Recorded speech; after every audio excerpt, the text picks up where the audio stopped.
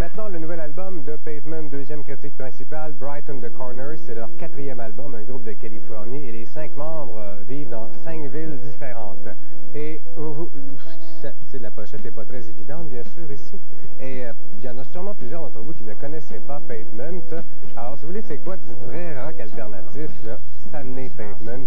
C'est pas pour toutes les oreilles, mais ça pourrait le devenir de plus en plus.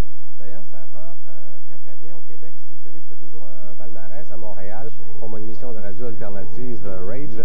Et je téléphone à 6 magasins et c'est passé de la 10e à la 4e position cette semaine. Donc, ça veut dire que j'étais surpris moi-même. Et c'est un groupe que j'ai toujours un peu suivi quand même depuis leur début. Et sur les 2 derniers albums, on dirait qu'ils essayaient des fois d'avoir un hit, là, mais ça marchait pas. Mais je pense qu'ils en ont fait leur deuil sur ce disque-là.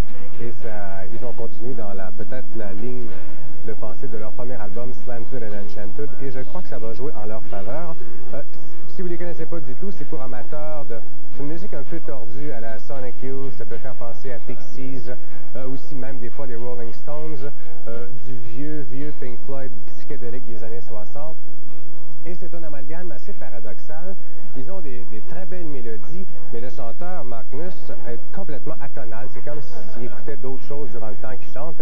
Et il y a des textes assez spéciaux, comme dans le single qui s'appelle Stereo. Il se demande à un moment donné, il dit « Pensez-vous que Geddy Lee, le chanteur de Rush, là, il parle aussi haut dans la vie que de la façon dont il chante? » Donc c'est le genre de texte, une excellente réalisation. C'est un groupe qu'on pourrait classer dans la catégorie lo-fi, mais c'est pas le cas du tout avec ça, c'est bien réalisé. Donc c'est la même recette que vous connaissiez peut-être de Pavement, si vous ne les connaissiez pas, mais la sauce tient mieux encore une fois.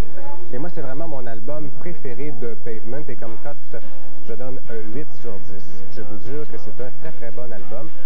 Et si ça continue comme ça, je pense que le groupe devrait être assez populaire. D'ailleurs, c'est notre site Internet de la semaine. Encore une fois, j'aimerais sûr que ce soit un beau site extraordinaire où tout bouge, mais c'est pas le cas. Et d'ailleurs, ce qui est assez étrange aussi, c'est que les adresses à l'intérieur de l'album ne sont pas indiquées, alors que le groupe a un site officiel qu'on voit présentement sur votre écran. Et il y a aussi la compagnie disque Matador qui a une page. Donc, c'est pas hyper compliqué, mais vous avez quand même quelques petits détails, comme Current Event, vous savez ce qui se passe avec le nouvel album, la discographie complète. Ensuite, Eye Candy, ce sont des photos. Ensuite de ça, ça continue. Vous pourrez aller faire un petit tour, aller voir de par vous-même.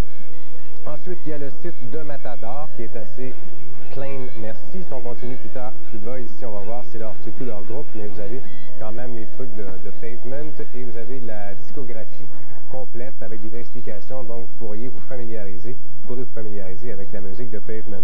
Bon album, je vous le conseille. On écoute un extrait de leur clip qui s'appelle Stereo.